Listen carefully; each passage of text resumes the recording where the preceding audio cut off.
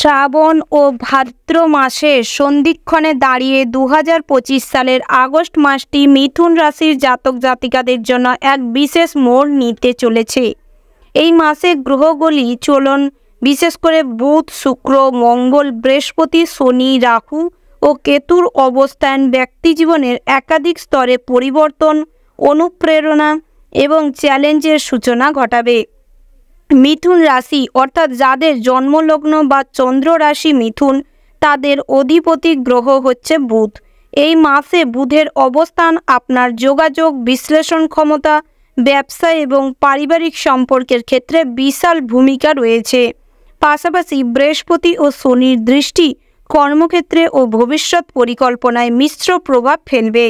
চলুন বৈদিক জ্যোতিষশাস্ত্র অনুসারে দেখে নেওয়া যাক আগস্ট 2025 সালে মিথুন রাশির জাতকদের জন্য এবং জাতিকাদের ক্ষেত্রে কীরকম সম্ভাবনাময় সময় হতে চলেছে এবং কোন কোন ক্ষেত্রে আপনাদের সাবধানতা অবলম্বন করে চলতে হবে।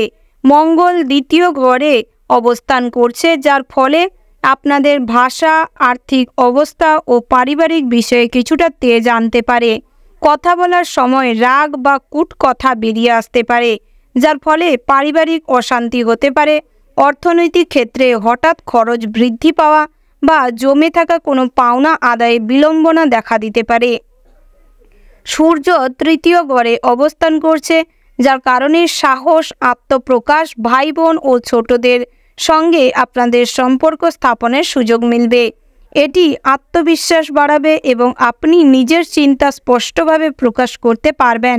যারা মিডিয়া, লেখালেখি, পাবলিক রিলেশন বা শিক্ষাক্ষেত্রে কাজ করেন তাদের জন্য এটি অত্যন্ত শুভ সময়। বুধ অর্থাৎ তৃতীয় ঘরে অবস্থান করছে বুধ নিজ ঘরে থাকায় মিথুন রাশির জাতকদের বুদ্ধিবৃত্তি, তীক্ষ্ণতা, বিশ্লেষণ ক্ষমতা ও কৌশলী সিদ্ধান্ত গ্রহণে সহায়তা করবে। আপনার যোগাযোগ দক্ষতা বেড়ে যাবে। যারা পড়াশোনা, ব্যবসা, সাংবাদিকতা বা গবেষণার সঙ্গে যুক্ত রয়েছেন তাদের জন্য এটি বিশেষ শুভ সময়। বৃহস্পতি একাদশ ঘরে অবস্থানের কারণে ইচ্ছা পূরণ, আয় ও সামাজিক বন্ধনের ক্ষেত্রে আশাব্যঞ্জক ফল দিতে চলেছে। পুরনো কোনো লক্ষ্যে ধীরে ধীরে সফলতা মিলবে। নতুন যোগাযোগ, বন্ধুবান্ধব বা মেন্টরের সাহায্যে আপনি এগিয়ে যেতে পারবেন। শনি নবম ঘরে বক্রী অবস্থায় অবস্থান করছে, যার ফলে ভাগ্য, ধর্মীয়তা, উচ্চশিক্ষা ও গুরুজনদের সঙ্গে সম্পর্কের ওপর ধীরে ধীরে প্রভাব ফেলছে। কিছু বাধা থাকলেও আপনি যদি ধৈর্য ধরেন এবং নিয়ম মেনে চলেন তাহলে দীর্ঘমেয়াদে লাভবান হতে পারেন। রাহু দশম ঘরে অবস্থান করছে, যার ফলে কর্মক্ষেত্রে হঠাৎ পরিবর্তন বা অপ্রত্যাশিত ঘটনা ঘটাতে পারে। আপনি নতুন প্রজেক্ট, অনলাইন কাজ বা কোনো ঝুঁকিপূর্ণ পরিকল্পনার দিকে আকৃষ্ট হতে পারেন, তবে অতিরিক্ত আত্মবিশ্বাস থেকে সিদ্ধান্ত নিলে সমস্যায় পড়তে পারেন। কেতু চতুর্থ ঘরে অবস্থান করছে, যার ফলে পরিবার, সম্পত্তি এবং মানসিক স্থিতির ওপর প্রভাব ফেলবে। হঠাৎ পরিবার থেকে কিছুটা বিচ্ছিন্নতা, আবেগহীন আচরণ বা আবাসন সংক্রান্ত চিন্তা মাথায় আসতে পারে। মানসিক ও ব্যক্তিগত জীবনের কথা যদি বলা হয়, এই মাসে মিথুন রাশির জাতকদের মানসিক ওঠানামা হতে পারে। চতুর্থ ঘরে কেতুর কারণে আপনি কোথাও কখনো হালকা বিচ্ছিন্নতা অনুভব করতে পারেন, আবার কখনো একা সময় কাটাতে ইচ্ছুক হবেন। তবে তৃতীয় ঘরে বুধ ও সূর্যের উপস্থিতি আপনাকে আত্মবিশ্বাস ও সাহস যোগাবে। ব্যক্তিগত সিদ্ধান্ত নিতে এই সময় আপনার বিচার বুদ্ধি কার্যকর হবে যদি আবেগকে নিয়ন্ত্রণে রাখতে পারেন। মঙ্গল দ্বিতীয় ঘরে অবস্থানের কারণে পারিবারিক জটিলতা, কথা কাটাকাটি, ভুল বোঝাবুঝি হতে পারে। বিশেষ করে বাবা মা বা ভাই বোনেদের সঙ্গে আর্থিক বিষয়, সম্পত্তি বা সিদ্ধান্ত নেওয়া এই ধরনের সমস্যা নিয়ে জটিলতার উৎপত্তি ঘটতে পারে। মতের অমিল দেখা দিতে পারে, কিন্তু আপনি যদি নম্রতা বজায় রেখে কথা বলেন, রাগ নিয়ন্ত্রণ করেন, তবে পরিস্থিতি মিটে যেতে পারে। অর্থাৎ পরিস্থিতি কিন্তু নিজেদের কন্ট্রোলের মধ্যে থাকতে পারে। পারিবারিক সমঝোতা ও সংবেদনশীলতা আপনার সবচেয়ে বড় হাতিয়ার হয়ে উঠবে এই মাসে কর্মক্ষেত্রে নতুন উদ্যোগ, রিস্ক এবং পরিচিতি প্রসার ঘটবে। বৃহস্পতি একাদশ ঘরে থাকার ফলে কিছু পুরনো যোগাযোগ বৃদ্ধি করতে পারে, এবং বন্ধুদের সাহায্যে চাকরি বা প্রজেক্টে অগ্রগতি হবে। তবে দশম ঘরের রাহু আপনাকে বিভ্রান্তিকর পরিস্থিতির সম্মুখীন করাবে, যার কারণে ফাঁকা প্রতিশ্রুতি বা ভুল সিদ্ধান্ত থেকে নিজেকে দূরে রাখুন এবং এই ধরনের জটিলতার থেকে নিজেকে মুক্ত রাখুন। যারা চাকুরির সন্ধানে আছেন তাদের জন্য মাসের দ্বিতীয়ার্ধ থেকে শুভ সময় হতে চলেছে। ব্যবসায়ীদের জন্য নতুন কোলাবোরেশন চিন্তা করে এগোন, কিন্তু প্রতারণার সম্ভাবনাও কিন্তু থাকছে। তাই এক্ষেত্রে কিন্তু সাবধানতা অবলম্বন করুন। নতুন কোনো চুক্তি ধার্য করার আগে কিংবা চুক্তিরত কাজ করবার আগে সঠিকভাবে তথ্য যাচাই করুন, সঠিকভাবে বোঝাপড়া করবার চেষ্টা করুন। আর্থিকভাবে এই মাসে মিশ্র ফল মিলবে। বৃহস্পতির প্রভাবে আয় বাড়বে ঠিকই, কিন্তু মঙ্গলের কারণে খরচও বেড়ে যেতে পারে।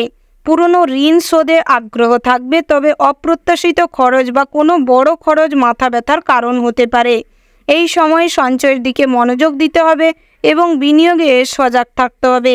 প্রেম ও দাম্পত্য জীবনের কথা যদি বলা হয়, এই মাসে তৃতীয় ঘরে শক্তিশালী গ্রহ সংযোগ আপনাকে প্রেমে সাহসী করে তুলবে। যারা প্রেমের সম্পর্কে আছেন তাদের জন্য ঘনিষ্ঠতা বাড়বে, তবে অহংকার বা রুক্ষ ভাষার কারণে টানাপোড়েন তৈরি হতে পারে সম্পর্কের মধ্যে। বিবাহিতদের জন্য এই সময় নতুন করে বোঝাপড়া তৈরি করার সুযোগ মিলবে। ভুল বুঝলে সঙ্গীর দৃষ্টিকোণ থেকে ভাবুন, তাহলে এই সম্পর্কের কিন্তু আরও জটিলতা দূর হবে। স্বাস্থ্যের কথা যদি বলা হয়, দ্বিতীয় ঘরে মঙ্গল এবং চতুর্থ ঘরে কেতুর প্রভাবে হজমজনিত সমস্যা, গলায় ব্যথা, দাঁতের সমস্যা বা স্নায়বিক উত্তেজনা দেখা দিতে পারে। নিয়মিত ঘুম, হালকা ব্যায়াম এবং পুষ্টিকর খাদ্য গ্রহণে মনোযোগ দিতে হবে। বিশেষত গলার সুরক্ষা ও মনোসংযোগ বজায় রাখা জরুরি। ভ্রমণের কথা যদি বলা হয়, ছোট ভ্রমণের সম্ভাবনা আছে, বিশেষ করে কাজ বা ভাই বোনের সঙ্গে দেখা করার কারণে। তবে ভ্রমণকালে হঠাৎ অসুবিধা বা দেরি হতে পারে, তাই আগের থেকেই পরিকল্পনা করতে হবে।